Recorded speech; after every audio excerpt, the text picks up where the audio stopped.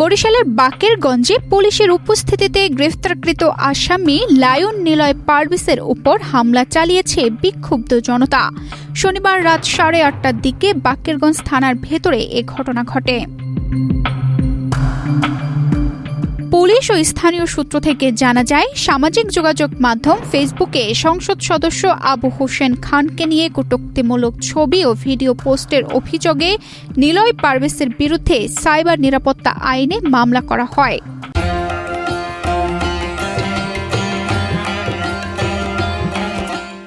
পাদ্রী-শিবপুর union BNP সভাপতি ফারুক মৃধা বাদী হয়ে বরিশাল সাইবার ট্রাইব্যুনালে মামলাটি দায়ের করেন।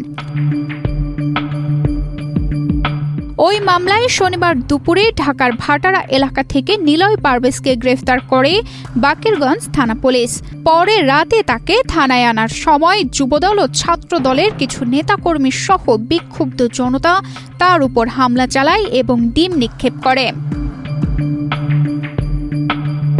বাকেরগঞ্জ থানার ওসি আদিল হোসেন জানান, আদালতের নির্দেশে নিলয়কে গ্রেফতার করা হয়েছে। থানায় আনার পর কিছু লোক তাকে লাঞ্ছিত করার চেষ্টা করলে পুলিশ পরিস্থিতি নিয়ন্ত্রণে এনে তাকে হেফাজতে নেয়। তানজিদা রহমান, ইনায়া, বাংলাদেশ প্রতিদিন।